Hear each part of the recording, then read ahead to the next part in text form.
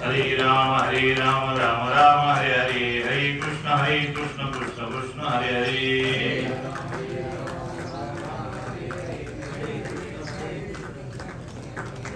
हरे राम राम राम हरे हरे, हरे कृष्ण कृष्ण कृष्ण हरे हरे।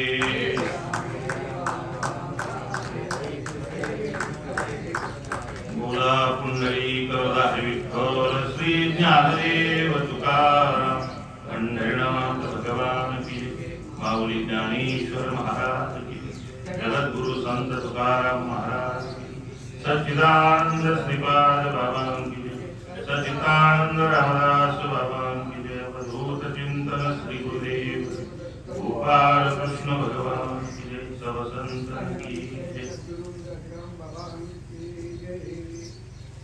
देखे सारा सार विचारिता, भ्रांती ते पाहि असारता, तरी सारते स्वभावता नित्य आहे। हा लोकत्रयाकारू जो दयाचा विस्तार, तीर्थ नाम वर्णाकारू चिन्ह नाही। जो सर्वदा सर्वगत जन्मक्षया तू, तया केली ही धातू कदाचित नुरे। ओम ब्रह्मानंदं परम सुखदं केवलं ज्ञानमूर्तिं, द्वन्द्वातीतं गगनसदृशं तत्त्वमस्यादिलक्षणम्, एकं नित्यमिममचलं सर्वादि साक्षभूतं, भावातीतं त्रिगुणरहितं सद्गुरुं नमामि। गुरुर्ब्रह्मा गुरुर्विष्णु गुरुदेवो महेश्वर, गुरु साक्षात् परब्रह्म तस्मै श्री गुरुवे नमः। दया संगतीने विराग झाला, मनोदरीचा जड भास गेला, साक्षात परमात्मा मज भेटलेला। ईसरू कसा मी श्रीपाद पादुकांना, ईसरू कसा मी रामदास पादुकांना, गुरु साक्षात परब्रह्म तस्मै श्री गुरुवे नमः। ओम नमो ज्ञानेश्वरा करुणाकर दया, तुमचा नम्रनावलोकन धारोचराचरी। मी कला कुसरे काहीच नेने बोलतो वचनाची भारिका, तुमचा अनुग्रहावलोकन धारोचराचरी। एका जनादरी तुमचा दास त्याची आस पुरवावी, तुमचा अनुग्रहावलोकन धारोचराचरी। प्रस्तुत प्राप्त प्रसंग शोकाकुल जनसमुदायाच्या निमित्तानं आपण या ठिकाणी उपस्थित आहोत। ते 10 दिवसापूर्वी आणि आपल्यामधून गेले हरिभक्तीपरायण कैलासवासी रामराव बेंद्रे आणि 10 दिवसापूर्वी देहाचा त्याग त्यांनी केला। त्यांच्या दशक्रियाविधीच्या निमित्तानं आपण सर्वजण या ठिकाणी उपस्थित। त्या निमित्ताने प्रवचनरूपी सेवा आणि प्रवचनरूपी सेवेसाठी घेतलेला जो श्लोक आहे तो ज्ञानेश्वरी अध्याय 2 आणि 17वा श्लोक सांख्य योगामध्ये भगवान परमात्मा अर्जुनाला समजून सांगतायत। खऱ्या अर्थानं आपल्या जीवनामध्ये प्रकाश टाकायचं जर झालं तर परिपूर्ण जीवन ज्याला म्हणतो माणसाचं जन्म, असा माणसाचा परिपूर्ण जन्म। माणसाच्या जन्माला परिपूर्णता ती कशाने येते तर ती परमात्मा येते। तसा माणसाचा जन्म अधुरा, कितीही इस्टेट कमवली, कितीही प्रॉपर्टी कमवली तरी सुद्धा अपूर्ण आहे। कितीही नावलौकिक कमवला, कितीही पद पैसा कमवला, गाड्या पोड्या बनला, ते अपूर्ण आहे। पण माणसाच्या जीवनाला पूर्णत्व येते, पूर्णत्व येतं ते ज्ञानाने येतं, अध्यात्माने येतं। आणि ते अध्यात्म आणि ते ज्ञान आपल्या जीवनामध्ये येण्यासाठी तद्विधी प्रणिपातेन परिप्रश्नेन शिवया उपदेशन्ते ज्ञान ज्ञानेन तत्त्वदर्शिनः। ते ज्ञान पैगा वेदरी म्हणिया ज्ञान आवे तरी संताया बदावे सर्वश्रेष्ठी। जे ज्ञानाचा पुरठा सिद्ध सेवा ज्या ज्ञानानं माणसाच्या जीवनाला परिपूर्णता येते त्याला आत्मज्ञान असं म्हणतात। गुरु तेच ज्ञान, ज्ञानी आत्मदर्शन आणि दर्शनी समाधान जोपर्यंत आत्मदर्शन आपल्या जीवनामध्ये आपल्याला होत नाही तोपर्यंत हे जीवन अपूर्ण. आणि अशा अपूर्ण जीवनामध्ये जर आपण या देहाचा त्याग जर केला तर यमिवापी स्मरणभाव त्यजेंते कलेवरम तत्त्वमूर्ती कोणते सतत भाव भाविदा. अंतिदय मरणीदया जे आठवे तो त्याची गती ती पावे. अपूर्ण जीवनामध्ये जर आपण या देहाचा त्याग जर केला तर आपल्याला पुनरपि जननम पुनरपि मरणम पुनरपि जननी चित्रकेशय, पुन्हा पुन्हा अनंत योनीमध्ये एका एका योनीत कोटी कोटी वेळा त्याला घ्यावा लागतो. म्हणून अपूर्णत्व जीवनाला नसावं, पूर्णत्व जीवनाला असावं आणि ते पूर्णत्व ज्ञानानं येतं. आता आपल्याला ज्ञान असतं परंतु ते ज्ञान नसतंच. कारण दोन प्रकारचं ज्ञान सांगितलं, एक विपरीत ज्ञान आणि एक परिपूर्ण ज्ञान, असं दोन प्रकारचं ज्ञान शास्त्र सांगतं. तर आपल्या सगळ्याला विपरीत ज्ञान असतं, परिपूर्ण ज्ञान नसतं. आणि ते विपरीत ज्ञान ज्या वेळेस आपल्याला होतं त्यावेळेस ते सुटणं होत नाही, भूतणं होत. त्या ज्ञानानं माणूस सुटत नसतो, त्या ज्ञानानं भूत असतो. परंतु असं परिपूर्ण ज्ञान आपण इहलोकामध्ये आल्याच्या नंतर, आता मी ते हमीनी का सांगू शकतो, मी गॅरंटीने का सांगू शकतो, तर त्याचं एकच कारण आहे.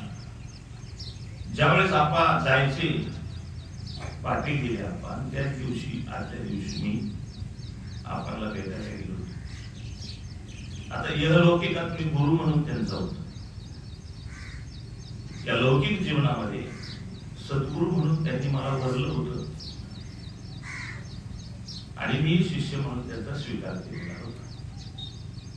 आणि सद्गुरूचं काम असतं, जोपर्यंत देह आहे तोपर्यंत विद्ये समजा सद्गुरु संपली तरी सुद्धा शिष्याचा उद्धार करणं हे गुरुचं काम असतं. ती जबाबदारी आहे. ज्यावेळेस कोणाला तरी आपण धोका लावतो, कोणाला तरी माळ घालतो, कोणाला काहीतरी अनुग्रहित करतो, त्यावेळेस ती जबाबदारी आणि आपल्यावरती येऊन ठेवते. तर संत श्रीपाद बाबा, संत रामदास बाबांच्या कृपेने ती जबाबदारी माझ्यावरती आहे. आणि त्यामुळं आपण जरी माझ्यापेक्षा वयानं मोठे असले तरी त्यांनी शिष्यत्व करत होतं. आणि म्हणून त्यांची एक जबाबदारी म्हणून मी आदल्या दिवशी मला ज्यावेळेस अण्णांचा फोन आला,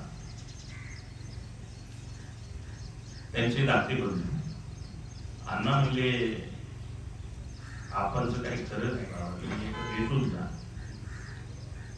चालतंय म्हणलं, मी उद्या नाही आजच येतो. कारण काही गोष्टी आपल्याकडून भगवान परमात्मा करून घेत असतो, आपण कोण करणार समजा. म्हणून ती काही गोष्टी कळल्या की बाबा आता उद्याचा दिवस जाऊन उपयोग होणार नाही, आजच गेलं पाहिजे.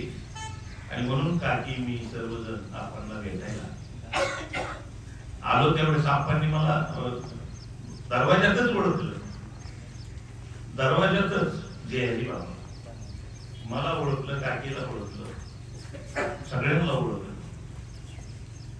म्हणजे पहा, अंतसमयी सुद्धा वाचाही नष्ट झाली नव्हती, बुद्धीही नष्ट झाली नव्हती. असं कधी होतं तर ज्याचं नामस्मरण असतं. आणि ज्या वेळेस आपण त्या जवळ जाऊन बसलो आणि पेढ्याचा एक थोडासा तुकडा आपण खायला दिला, आपण एक गोष्ट सांगितली, मला आता सार गोष्टींचा त्याग करा, असार गोष्टी ज्या आहेत त्याचा त्याग करा आणि सार गोष्टीचा विचार करा. सार एकच आहे. आता हे जे सगळं आयुष्यभर आपण केलं ते असार आहे, त्याचा काही फायदा म्हणून आपल्याला होईल असं मला वाटत नाही. कारण शुभ केलेली कर्म आणि अशुभ केलेली कर्म हे दोन्हीही कर्म आपल्याला बंधनातच पाडतात. म्हणजे एखादा म्हणतो मी अन्नदान केलं, एखादा म्हणतो मी तीर्थयात्रा केल्या, एखादा म्हणतो मी पंढरपुरामध्ये पंगत घातली, तरी सुद्धा ते बंधनच आहे. तरी सुद्धा ते काय आहे?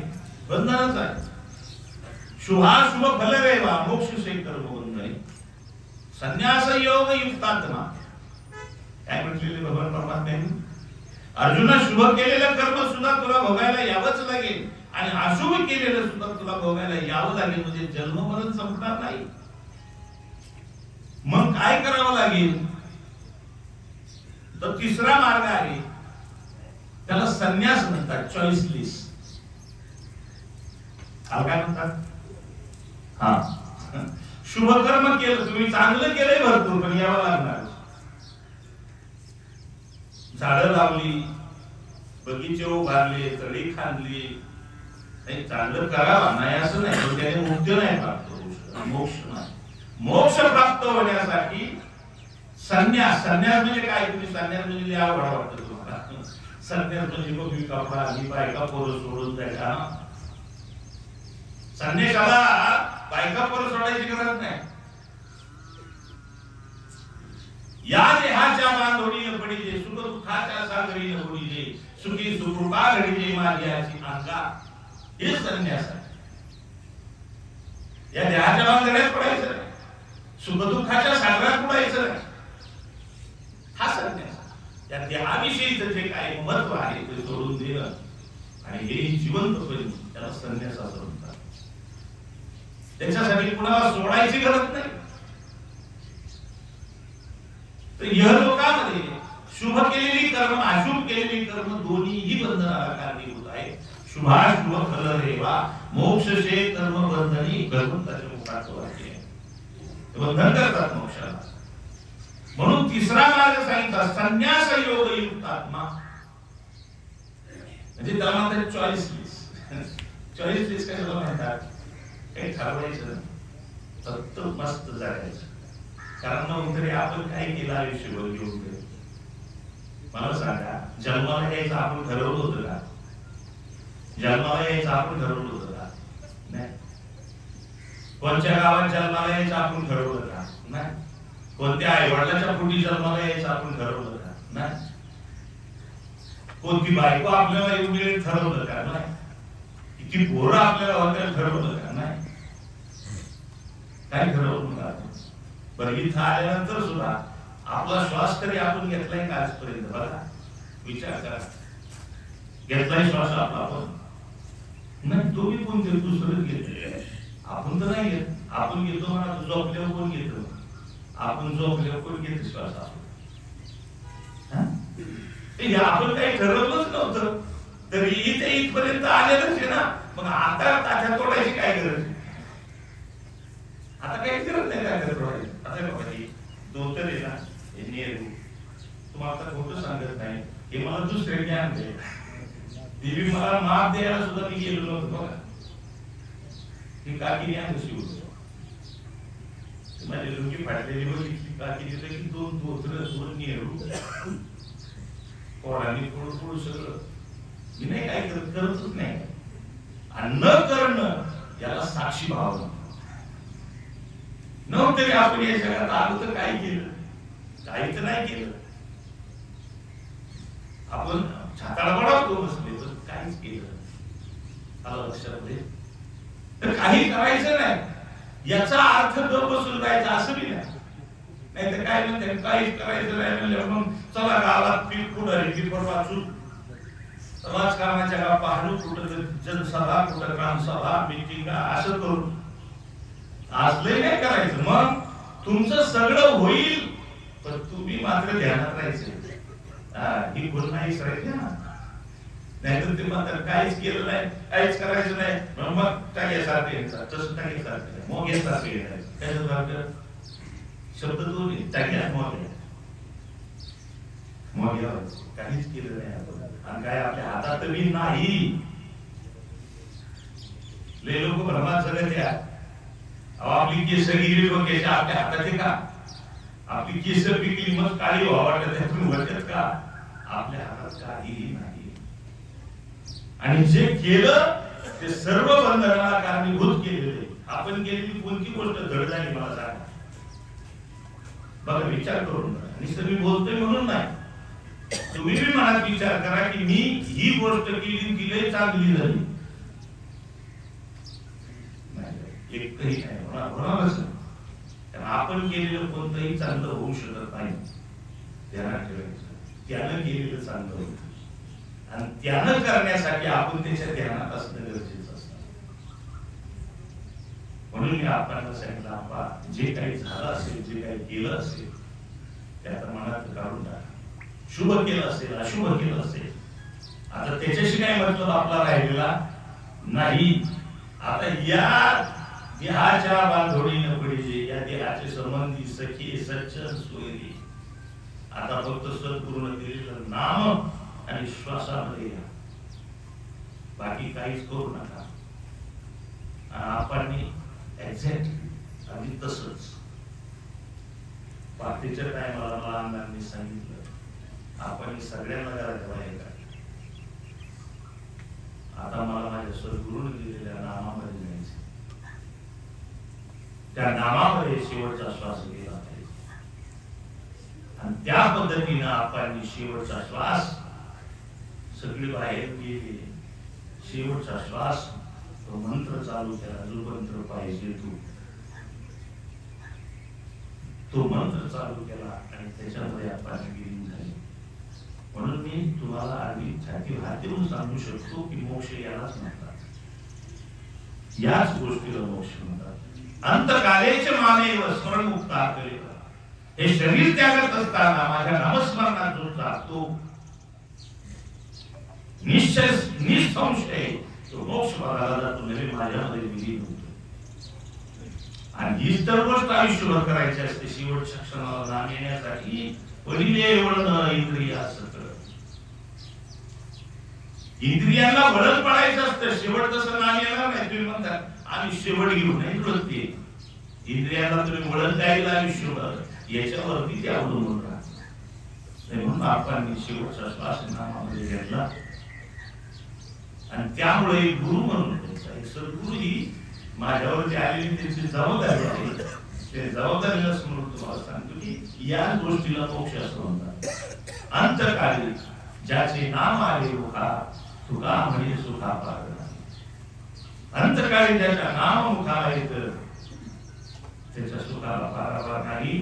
सुस्वरूपाची यात्रा त्यांनी केलेली आहे. म्हणून आपण ज्या बाबतीत सांगायचं जर झालं तर गुरुनिष्ठा आणि नामनिष्ठा.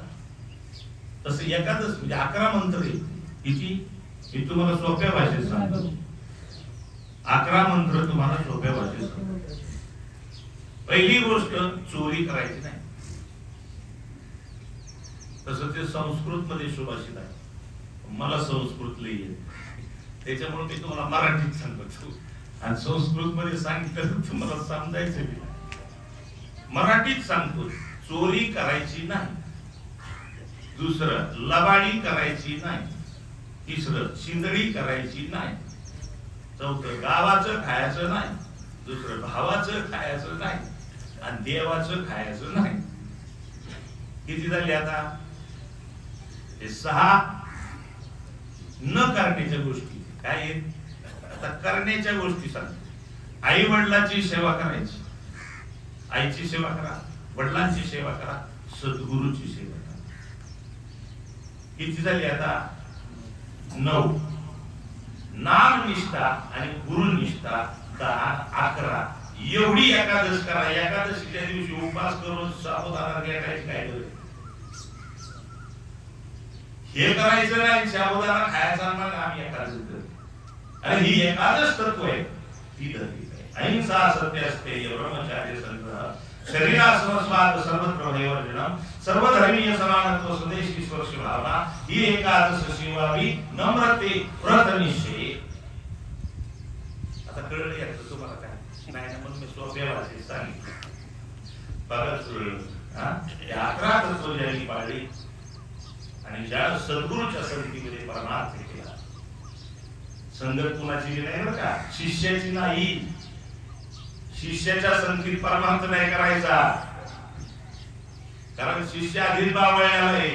तुम्ही त्याच्या नादी लागता तर तुम्ही बावळाचा. गुरुच्या संगतीत लक्षामध्ये सद्गुरूची संताची संगती मनोमार्ग गती 11 वासुपती. आणि म्हणून आपण तिसरा डोळा घेतलेला होता.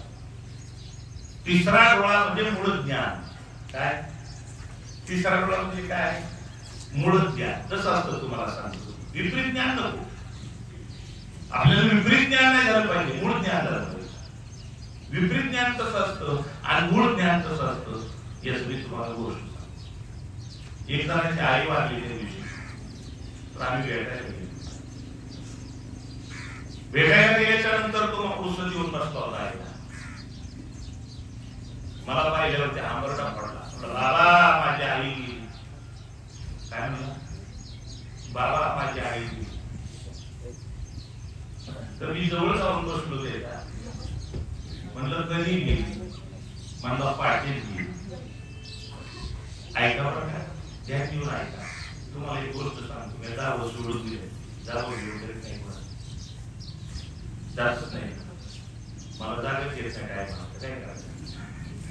झोपलं मी 10 वाजता उठू, मग सगळंच नाही. हे टेन्शन घेतलं सगळं हे महाराज, त्याच्यावरती टेन्शन सोडते. जेव्हा झोपी तेव्हा झोपायचं, जेव्हा जागी तेव्हा उठायचं. तिथं आपला बाकी बोलतो. ब्रह्ममुहूर्त बनता, ब्रह्ममुहूर्त म्हणजे पाठच सोडला मग देवर आणि सारं मनात सगळा बाळा, त्याचं काय उपयोग. मी एखादच तर तो सांगितले ना ती पाळायची. तुम्हाला एकादशी करायची लक्षात घ्या. आणि मोका कुठेतरी तीर्थयात्रा करीत असायची गरज.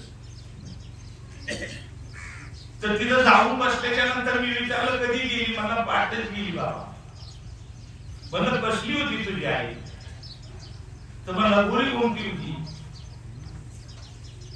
लई गोरी पान, दात अजून फक्त, हे सुद्धा काय होते बाबा माझ्या आईचे. मग म्हणलं तुझीच वर्णन करतोय, तिथं तुझ्या मांडीवर झोपली आहे, पण गेली काय म्हणतो.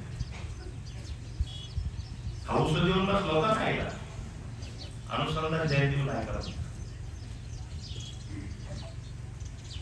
मग तिथं तुझ्या मांडीवर झोपली, गेली काय म्हणतो.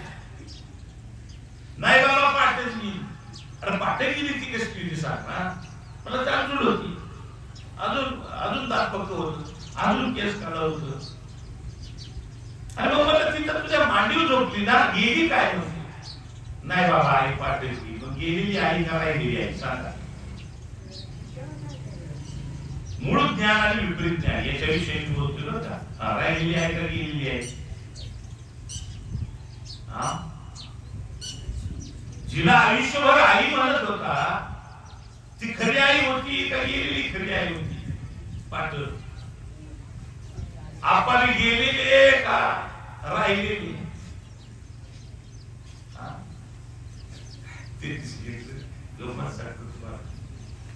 तुम्हाला तिकडे असं या माणसाला जास्त कळते का बाकीच्या जास्त कळते. एका माहितीला गेलो होतो मी काय म्हणलं, अरे फुलांचा हारजी घातल्यात ना त्यांना ते तसंच राहू द्या, नका काढू फुलांचा. कारण फुलांचा हार काढून तुम्ही काय करता, नदीत टाकता. बरोबर ना, नदीत प्रदूषण होते. फुलं सांडल्याच्या प्रदूषण नाही होत नदीमध्ये.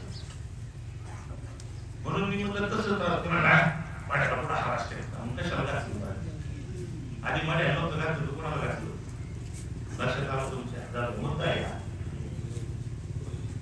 तो मुद्दा मांडला मी तुमच्या पुढं. तर विपरीत ज्ञान कशाला म्हणायचं. गेलेली आई का राहिलेली आई. राहिलेली आई म्हणावं तर तू जाळून येतो तिला. कोण जाळतो, जाळतो कोण आईला. मुलगा चालतो ना, हात कोण लावतो, मुलगाच लावतो ना. मग आईला कोण चालतं का. मग ती जर त्याची आई होती तर मग त्यांनी जाळली कशी. मग गेलेली आई का राहिलेली आई. गेलेली आई हे मूळ ज्ञान आहे आणि राहिलेली आई हे विपरीत ज्ञान. आता आपण मी जगतो जीवन, पण कसं विपरीत ज्ञानाने जगतो का मूळ ज्ञानाने जगतो. आता जसं आई आतली का बाहेरली, आई आतली का बाहेरली बघ. हा विषय कसा लय लवकर समजायला पाहिजे का. लवकर समजायला पाहिजे. तो लवकर समजतो, उशिरा समजत नाही. चिखलातून कोण निघेल बाहेर, तरुण हत्ती निघेल का म्हातारा हत्ती बाहेर निघेल. चित्रतून कोण बाहेर निघेल? तरुण हाती निघेल ना. आणि परमार्थ कोण करीत? आणि बोच का फेकून दिलेली बाहेर ना. आता कसं जुळायचं? तेव्हा ती जुळत नाही. म्हणून हे ज्ञान लवकर व्हायला पाहिजे. बरोबर नाही. आता सांगा मला, गेलेली आहे का राहिलेली आहे? तुम्ही बोलतो बा, मुख्यवाणी बसू नका. जन्म वायाला झालाय. कधी म्हणून गाचका बसन सांगता येत नाही. कधी म्हणून ही स्वार्थ आहे ती सांगता येत नाही. क्या भरोसा है इस जिंदगी का, साथ देती नहीं किसी का. अरे साथ देत नाही. राहिलेली आई म्हणावं तर जाळतो. मग राहिलेली आई का गेलेली आई? तर गेलेली आई होती, परंतु त्याला कळलं नाही ते मूळ ज्ञान होतं. आणि ते मूळ ज्ञान आपण लावलं. मला एवढाच मुद्दा तुम्हाला सांगायचा पाहिजे. काय संतांच्या संगतीमध्ये जे काही खरं आहे, जे काही सार आहे, या साराचं ज्ञान. आणि माझ्या बरोबर आपण वाऱ्या केल्या पंढरपूरच्या, ते मूळ ज्ञान. कारण मी साऱ्या वाटणी हे सांगत हे नुसतं सांगत नाही, त्याला प्रॅक्टिकली करून घेतो त्यांच्याकडून. आत्म्याची प्राप्ती, नुसती वारी म्हणजे वारी नाही, आत्मप्राप्ती ही वारी. आणि म्हणून विपरीत ज्ञान आणि मूळ ज्ञान. विपरीत ज्ञान म्हणजे मी आरशामध्ये दिसतो तो, याला म्हणायचं विपरीत ज्ञान. हे तुम्ही नाही शिक. ते तुम्ही असता तर रक्ताभिसरण क्रिया तुम्ही केली असती तुमची. तुम्ही खाल्लेलं अन्न तुम्ही पचावलं असतं. बरोबर ना? तुमचं हृदय तुम्ही चालवलं असतं. पण चालवताय का? नाही. म्हणजे तुम्ही शरीर आहात का? नाही. निशरीर आहे हे मानूनच माणूस आयुष्यभर जगतो. आणि अशा विपरीत ज्ञानामध्ये जो भरतो तो 84 लक्ष योनीला पुन्हा जातो. आणि मूळ ज्ञान ज्याला घेतलं, तो मूळ ज्ञान घेतलेला मनुष्य आत्म्याच्या संबंधाने आयुष्य जगतो. कोणाच्या संबंधाने? कारण आपण आत्मा आहोत. त्या आत्म्याच्या संबंधाने तो आयुष्य जगतो. आणि त्या आत्म्यातच जाऊन तो या देहाचा निरोप घेतो. त्यावेळेस तो मुक्त होतो. आणि त्याच पद्धतीनं सद्गुरूने दिलेल्या नामस्मरणामध्ये आपण निधीर ठेवला. म्हणून मी खालीने सांगतो की आपण मोक्ष पदाला गेले. ज्यानं आयुष्यभर संतांची संगत केली, द्रोह नाही संगत. ज्यानं आयुष्यभर संतांची संगत केली, सद्गुरूची संगत केली, आणि आयुष्यभर मी एवढंच सांगत होतो, बाकी काही सांगतच नाही मी पहिल्यापासून. कारण मला जेव्हा सद्गुरूंचा अनुग्रह मिळाला तेव्हापासून मला ही गोष्ट कळली की मी बी आते आणि देव बी आते. मी बी कुठे? आतची. जीव शिव सम वायात दुर्गमी न घाली म्हणाले. याचाच निश्चय मी माझ्या शिष्यांचा करून घेत असतो. आणि हा ज्याचा निश्चय झाला, निश्चयाचे आयुष्यमुळे तुका म्हणे तेची फळ. सद्गुरूच्या बरोबर संशयी वृत्ती निसंशयी होते, निसंशय निर्माण होतो. संशय राहत नाही. मी देह का आत्मा हा संशय सद्गुरूच काढू शकतात, दुसरं कोणीच काढू शकत नाही. आणि त्यांना सोडल्याच्या नंतर मला नाही वाटत आपली नाव पडायला जाईल. म्हणून आपण माझ्या संगती परमार्थ केला, शेवटपर्यंत केला. आणि शेवटपर्यंत मी तीच गोष्ट फक्त सांगत होतो आणि ती त्यांनी आत्मसात केली. शेवटच्या क्षणाला मी नामस्मरण घेऊनच आधी असतो असा सल्ला ज्यावेळेस आपणला दिला. आणि शेवट आपण त्याची अंमलबजावणी केली आणि आपण या देहाचा निरोप घेतलेला आहे. म्हणून जी वस्तू कायम आहे ती कधीही मरत नाही. आपण कधीच मेलो नाही. मला एक माणूस सांगा ज्यानं मरणाचा अनुभव घेतलाय. मी कधीच मेलो होतो असं कोणाला आहे का अनुभव?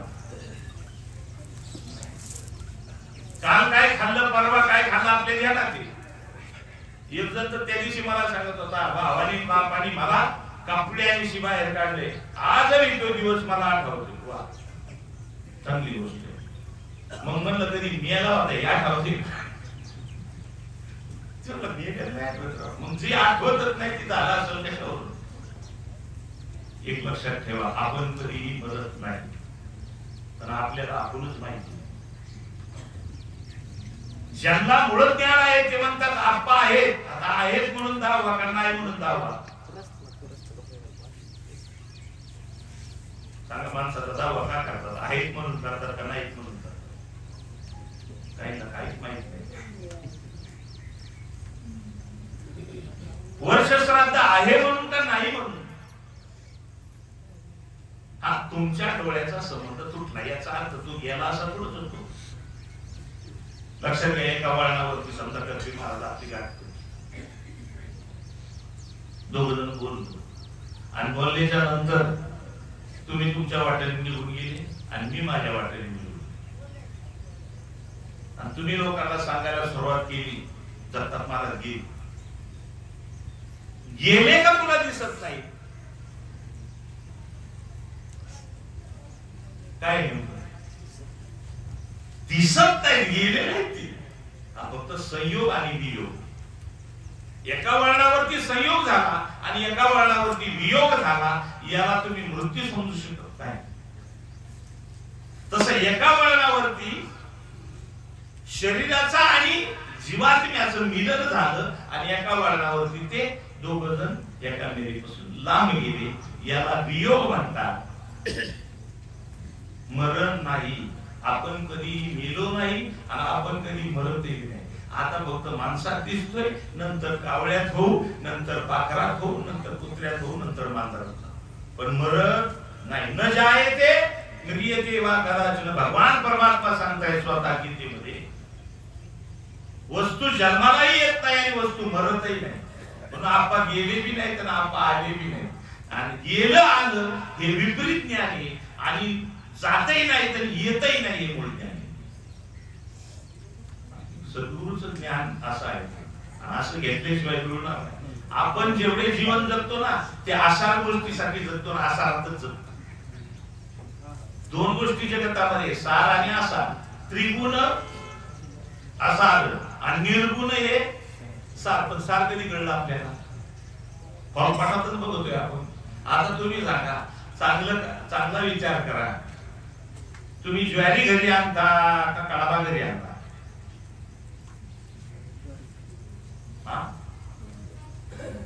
घरी काय आणता? ज्वारी ना. आणि कळाबा गजगारी. सारं कळतं तिथं नाही का? आणि आसार बी कळतं तिथं. आसार बोलतंय, सार बोलतंय, बरोबर? बनगट खाता दळून, बनगट काय खाणार तू? दालन दळून खाणार. तिथं बरा साराचा विचार आहे. मग इथं तुम्ही कशाचा विचार करताय? बनगटाचा करताय का दाण्याचा करताय? आता हे शरीर मध्ये बनगटाची,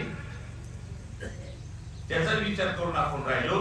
यालाच आसाराचं ज्ञान असं म्हणतात, यालाच विपरीत ज्ञान असं म्हणतात. आणि म्हणून सद्गुरूच्या संगतीमध्ये, संतांच्या संगतीमध्ये अशा साराचं ज्ञान आपल्याला येतं. आणि आपल्याला असं साराचं ज्ञान आल्याच्या नंतर आपलं विपरीत ज्ञान झालं. बघा, मूळ ज्ञान आणि विपरीत ज्ञान. तुम्हाला एक दृष्टांत सांगतो म्हणजे तुमच्या लक्षात येईल. रात्रीचा एक जण चाललेला होता, पायामध्ये काहीतरी घोटमळलं, सापासारखं दिसलं त्याला, सापासारखं काहीतरी घोटमळलं. म्हणून त्यांनी उजेडात जाऊन बघितलं तर दोन जागेवर रक्त येत होतं. त्याला म्हटलं सापच चावू. आणि असा ज्यावेळेस मनाचा पूर्णपणे संकल्प झाला की मला सापच चावला, त्यावेळेस सापाची लक्षणं त्याच्या उमटायला उमटतात. संकल्प केला तरी उमटते, चावायची काही गरज नाही. आणि घरी जाऊन ते मेलं ना, बरोबर साप चावलं मेलं. आता याचा दुसरा एक दृष्टांत, त्याचा दुसरा भाग तुम्हाला सांगतो. ज्यावेळेस असं काहीतरी घोटमाळलं, पायात उजेडात जाऊन बघितलं तर दोन जागेवर रक्त आलेलं दिसलं. दिसल्यानंतर घरी गेला आणि सगळ्याला सांगितलं मला साप चावला. मग झाड्यावाला माणूस आला. कोण? झाडामध्ये साप उतरवला. मग ते आल्याच्या नंतर त्यांनी लिंबाची पानं खायला दिली. कशी लागली? तुला कडू लागली. मिरच्या खायला दिल्या. म्हणलं कशा लागल्या? म्हणलं तिखट लागल्या.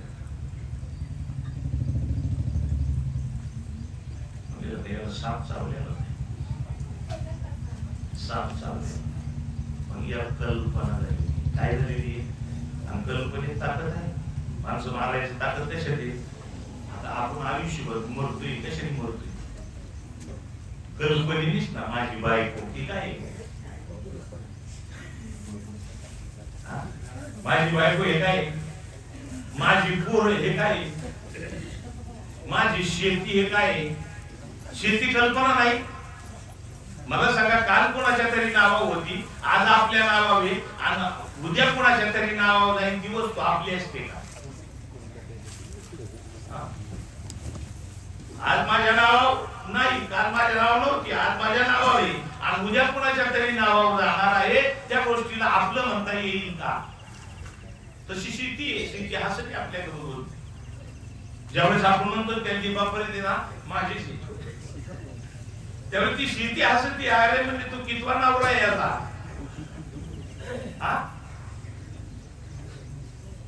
काल तुझ्या बापाची होती, आज तुझी येणार, परवा लेकर टाकल्या तुझ्या तिच्यावर.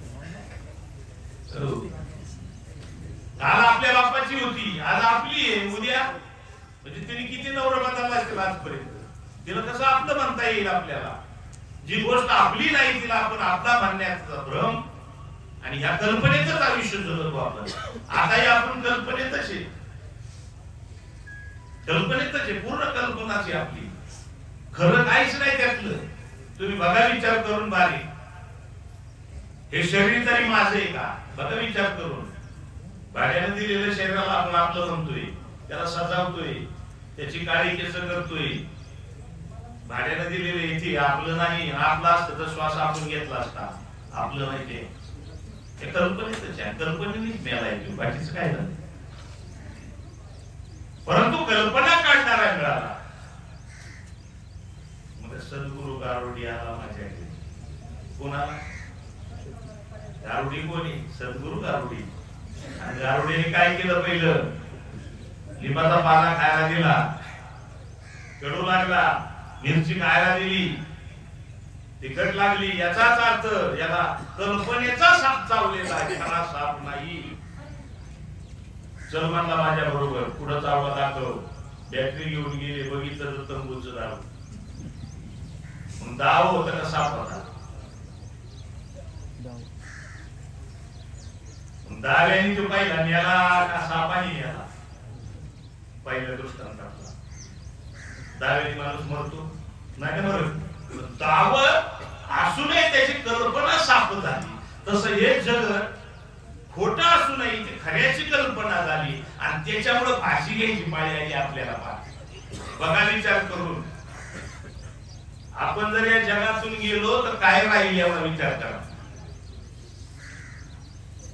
काय राहील सांगा? कोण उपाशी बसल? बायको बसल? कोण रोज त्या कल्पनेनेच मी माझ्याशिवाय कसं व्हायचं? कसं व्हायचं?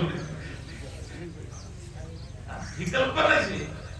आता जे कल्पनेने मेलं त्याला काय करायचं? वास्तवाचं ज्ञान करून देणारा तुम्ही आई तिथं माई खातात माझ्या तोंडात. ते गुंतून पण ते काय करायचं? तर कल्पनेने मेला तू, बरोबर ना? खऱ्या सापाने नाही मेला पहिला माणूस. आणि तीच कल्पना काढण्यासाठी गारुडी आला, आणि गारुड्यानी मिरची खायला दिली आणि ओळखलं. आता ही कल्पना आहे, ही जाणीव करून देणारे त्याला सद्गुरू म्हणतात. अशा सद्गुरूंच्या संगतीत गेलं तर मोक्ष आहे. लबाडाच्या संगतीत जाऊन काय दुनिया मरायचं नाही त्या कल्पनेने. मग आपण ह्याव करून, मग आपण ती हाव करू, काय नाही करू. करायसारखं आहे तरी काय? आणि ही कल्पना आपणची निघाली होती, आणि म्हणून ते स्वस्वरूपामध्ये लीन झाले. हे ज्ञान आपल्याला घ्यावं लागणार आहे. ते ज्ञान हृदयी प्रतिष्ठे, मग शांतीचा अंकुर फुटे. बसा बसा बसा खाली. एक सांगितले गेलं सगळं पुढे सांगता सगळं नाही सांगल्या तशी पुढे सांग खेळून आता उशीर आलेल्या नाचून काय छत्री करायचं त्याचा आता 5 मिनिटात कावळा शिवलं पुन्हा आणखी म्हणते कावळा शिवला त्या कावळ्याचा त्याचा काय समज ह्यालाही कल्पना नाही द्यायची जी जन्माला झालं ते मरतच नाही आणि मरत नाही त्याला मोक्ष कसं काय नाही सांगता त्यामुळे कावळा शिवला एवढी येईल आता काय करावं कावळ्याचं गणित काय ते समजतच नाही काय ते कावळ्याला मोक्ष हे का मेल्याला मोक्ष हे याचा मिळ बसना रामायण वाचा म्हणून कळलं आता मी कोणाला सांगत बसू जाऊ द्या तर कल्पना घालवली कुणी सद्गुरु माऊलीने कल्पना घालवली की बाळा तू देह नाहीस तू ज्याला तू समजतोस आयुष्यभर जे तुझं नाव ठेवलंय ते तू नाहीस मग तू कोण आहेस ही वासुदेव तत्वता कळो येईल विचारिता आहे ठाऊक सवाक्य संता पण आपण स्वप्नात आहे आणि असं रंगलंय स्वप्न म्हणतात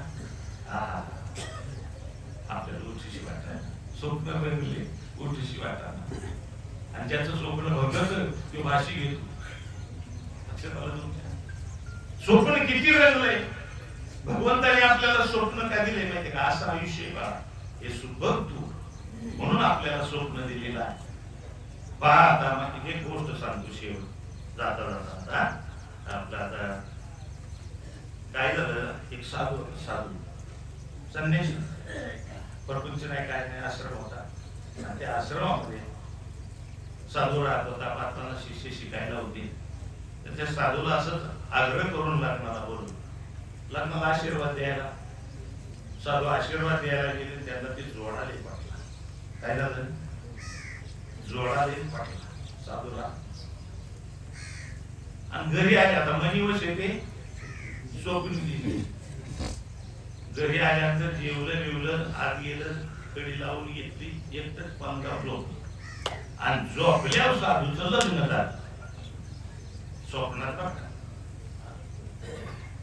लग्न म्हणजे आता जोडात डोळ्यात बसला होता म्हणजे बायको बी अशी मांदागिरीच्या वर साधूची लग्न काय मग बायको कलावऱ्या कलावर मग गोड बी आलं मग ती बियाणवाली ती पाणी वाजवणारी ती बी आली घोडं आलं घोडं नाचायला लागलं काय आरास नवर देवाचा आपला जेवढा जाता तेवढा सगळं जाह्याबरोबर मग 2 पोरं झाली स्वप्नात होती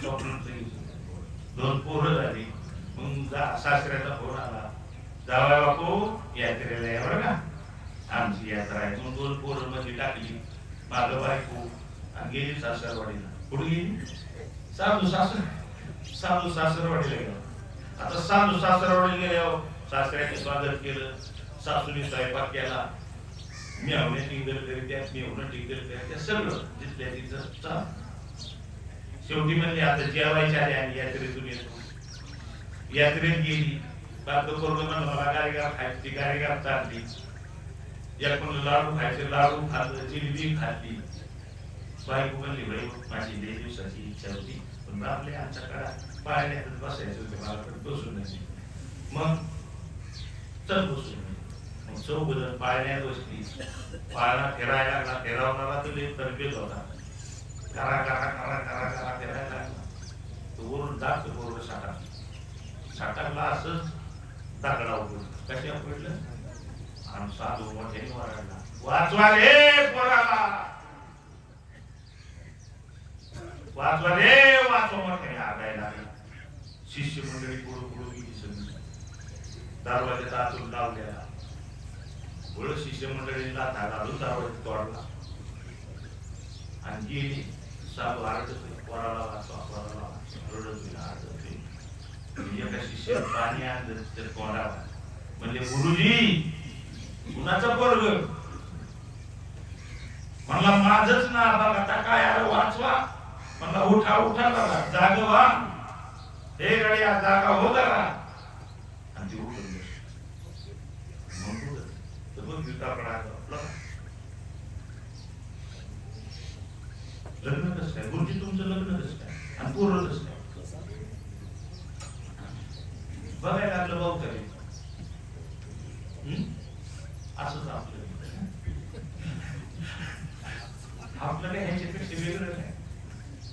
मरताना अरे पोरगी माझी होती, अरे तिचं नवरा करून गेली, ती पुन्हा माझ्या आली सुद्धा नाही.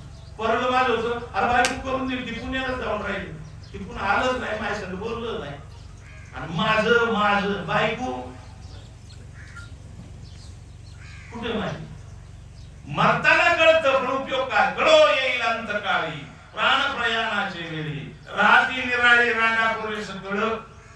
मरताना कळलं उपयोग काय? हे स्वप्नच होतं, मरताना कळे उपयोग नाही. माझी जमीन माझी नव्हती, माझी बायको माझी नव्हती, माझी पोरं माझी नव्हती, हे सगळं कळत आता नाही कळत मरताना. आता मला सांगा तुम्ही, आता हे एक दृष्टांत त्याच्यातला खोल विषय सांगतो तुम्हाला. आता तुमच्या लक्षात आलं तर बघा, मला सांगा साधूचं कडी लावून झोपला होता, बरोबर नाही करा? मग सांगा मला बायको बोलतात, स्वप्नात बायको होती की नाही? खऱ्या एवढी खरी होती का नाही? मग कोण जात? घरात तर कोणीच नव्हतं ना बाहेर, मग कोण जात? साधूच जात. पोरं कोण झाला? साधूच झाला. मोटरसायकल कोण झाला? साधूच झाला. सासरा कोण झाला? साधूच झाला. सासू कोण झाला? साधूच झाला. तिथं दुसरं कोण नव्हतं ना बाहेरला, आणि शीत सगळी होती, मग कोण जात? ह्योच चालताना मनाचे संकल्प काय. आता हे आपले काय चाललंय जन्मभर? मनाचे संकल्पच चालले, बाकी दुसरं काहीच नाही. संकल्प विकल्प. प्यारा कोण झाला? साधूच झाला. गाडीगार कोण झाला?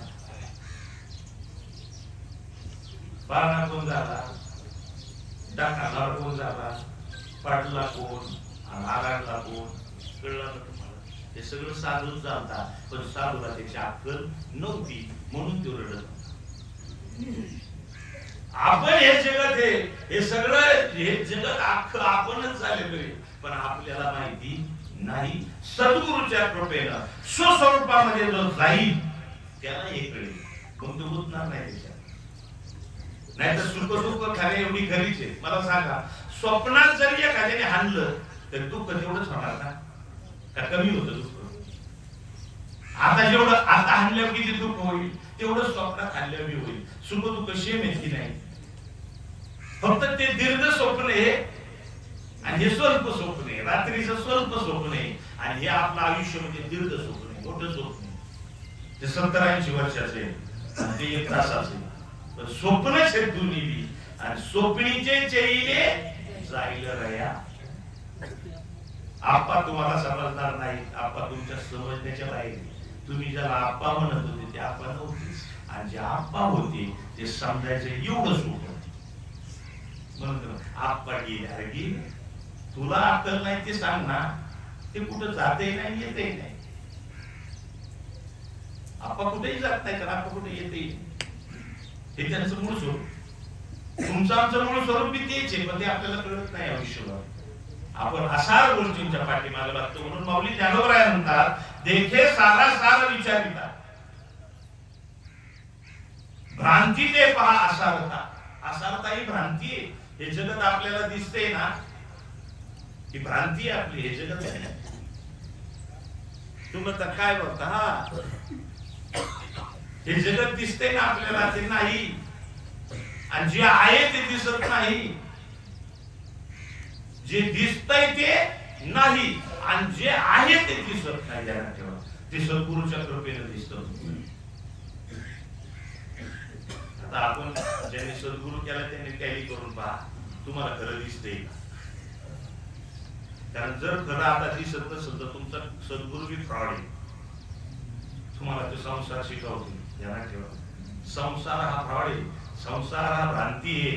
माऊली ज्ञानोबराय सांगतात, मी नाही. काय सांगतात ते इथं बघा, देखे सारा सार विचारिता, भ्रांती ते पाही असारता. हे जगत असार आहे, त्रिगुणापासून बनलेलं आहे, म्हणून त्याला असार म्हणतात. आता आहे नंतर असेल याची गॅरंटी देता येत नाही, म्हणून त्याला असार म्हणतात. ज्यावेळेस जनक राजाला विचार, जनक राजाचा प्रश्न आहे, सारे साधू संतांशी बोलावले, एवढी मोठी मीटिंग बसवली, आणि जनक राजाने प्रश्न विचारला, पंडितांनो म्हणले तुम्हाला दरवर्षी मी पैसे देतोय, बरोबर, पगार देतोय, खाताय पिताय ढेऱ्या वाढल्या तुमच्या, तुम्हाला मी प्रश्न विचारतो, जर उत्तर दिलं नाही ना कोंडून टाकीन. म्हणले विचारा प्रश्न. विचारला प्रश्न. म्हणले रात्री मी पालगाव झोपलो होतो आणि जो आपल्यानंतर मी भिकारी झालो. राज्य माझं शत्रूंनी घेतलं ताब्यात, मी भिकारी झालो, हिंडत होतो, भूक लागली, 10 दिवस भूक लागली, पण अन्न मिळालं नाही. 10व्या दिवशी अन्न मिळालं, खापर असतं ना ते अन्न शिजवायचं, ते मिळालं नाही. इकून तिकून आणलं कुंभाराच्या इथून, चुलीवर ठेवलं आणि चुलीवर ठेवल्याच्या नंतर शिजलं, ते चांगलं शिजलं, मला वास यायला लागला, तोंडाला पाणी सुटलं माझ्या, पण गार वस्तूवर म्हणून मी बाजूला काढून ठेवलं. तेवढ्यात बाईला चिल्लटी लागली आणि ती बैल जागा आली, ती पातळ फुटलं, ती सगळं गेलं. झाडपणी मी जागा झालो तर मी पालगाव होतो. मग मी राजा हे करत का मी भिकारी हे करत? उत्तर द्या, उत्तर द्या. उत्तर जर नाही दिलं ना तर कोंडून टाकली. कोणाला उत्तर द्यायला टाकली, कोंडून सगळी कोंडून टाकली सगळी पंडित. आणि त्या पंडितामध्ये एक अष्टावक्र मुनीची वडील. अष्टावक्र मुनीला ही गोष्ट कळल्यावर म्हणजे लहान पोरगा तो 8 ठिकाणी वाकडा आणि तो जनक राजाच्या दरबारामध्ये गेलेला आहे. जनक राजाच्या दरबारामध्ये गेल्याच्या नंतर ती सगळी लोक हसायला लागली, कारण 8 ठिकाणी वाकडा होता. आणि ती हसायला लागल्याच्या नंतर हे बी हसायला लागले. तर जनक राजा म्हणला, तू का हसला? मला तुम्ही का हसला? म्हणलं तुझ्या 8 अंगात तेढ होत ना, 8 ठिकाणी ते विचित्र दिसते म्हणून ही सगळी हसली. आपण ती कोण सगळी? म्हणलं ही पंडित आहे, ही पंडित आहे का? म्हणलं पंडित आत्म्याविषयी जाणतो त्याला पंडित म्हणतात ना. कशाविषयी जाणतो? ज्ञानी कुणाला म्हणायचं? सार गोष्ट जाणतो तो ज्ञानी का असार गोष्ट जाणतो तो ज्ञानी? शेतीचं ज्ञान कुणी बी सांगाल हो, राजकारणाचं ज्ञान कुणी बी सांगाल हो, ते आसार गोष्टी त्याचं ज्ञान कुणी बी सांगू शकतं. पण आत्म्याविषयीचं ज्ञान म्हणजे साराचं ज्ञान सांगणारा पाहिजे. कशाचं ज्ञान सांगणारा पाहिजे? मग हे साराचं ज्ञान सांगतात का? हे नाशिवंत गोष्टीला असले, शाश्वत गोष्ट यांनी पाहिली नाही म्हणून ही सभा पंडितांची नाही होऊ शकत. मग ही चर्मकाराची सभा आहे. ही चांबड्याला पाहून चांबड्याकडे बघून पारख करतात. अरे जो पंडित आहे तो आत्म्याकडे बघून पारख करतो. लक्षात ठेवा. आता मी तुमच्यात काय पाहत असेल, काय पाहत असेल, मी एवढा कातळतळीने सांगतोय. तुमच्यामध्ये मी कुणाला बघत असेल? शरीराला बघतोय, तुमच्या आत्म्याला बघतोय. मग पारख करणारा पंडित काय कशा बघून पारख करतो? आत्म्याला बघून पारख करतो ना, शरीराची पारख करतो का? म्हणून हे जनक राजा, हे सगळे कातडे पारखी. म्हणून ही चर्मकारांची सभा आहे, ही पंडिताची सभा होऊ शकत नाही. आणि काय मी माझ्या वडिलांना तू बंदी करून ठेवलं तिथं, काय प्रश्न आहे तुझा विचार? आणि ज्यावेळेस जनक राजाने ती स्टोरी सांगितली, मी झोपताना पालगाव झोपलो होतो, पण स्वप्नात मी भिकारी झालो, माझं राज्य शत्रूंनी घेतलं, 10 दिवस मला अन्न मिळालं नाही, इकून तिकून अन्न मिळालं, खापार मिळालं नाही, खापार आणलं इकून तिकून, त्याच्या शिजावलं, वास यायला लागला चांगला, मस्तपैकी तोंडाला पाणी सुटलं माझ्या, अजून पाणी माझ्या तोंडाला. मग खाली काढून ठेवलं तर बैलाची लढी झाली, बैलाच्या अंगावरती पात्र फुटलं, पात्र गेलं आणि जागा झालो तर मी पालगाव होतो. मग मी भिकारी हे करत का मी राजा हे करत? तर म्हणला मला एक सांग राजा, झोपल्यानंतर तू भिकारी झाला तेव्हा राजा होता का? म्हणजे झोपायच्या आधी क्षणापूर्वी तू राजा होता, बरोबर ना? पण क्षणानंतर तू राजा राहिला का? नाही. आणि ज्यावेळेस तू स्वप्नात भिकारी झाला, ज्यावेळेस तू ताडकुनी उठला, त्या क्षणाला तू भिकारी होतास का? नाही. मग क्षणभंगूर गोष्टीची काय चेष्टा करतो? हे सोडून विषय जी क्षणभंगूर आहे त्याचा काय विचार करतो?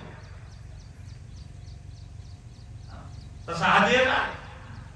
क्षणभंगूर नाही भरवसा, वारे सावध थोडा माया आशा. आणि ज्याचा क्षणभंगूर आहे, ज्याचा भरवसाच नाही, त्याचा काय विचार करतो? विचार त्या गोष्टींचा कर जे शाश्वत आहे. जे शाश्वत आहे त्याचा विचार कर. जे तू स्वतः आहे त्याचा विचार कर. या शरीराचा काय विचार करतो? एक क्षणभंगूर आहे, आता आहे, नंतर नसणार आहे. जनक राजाचं उत्तर ऐकलं.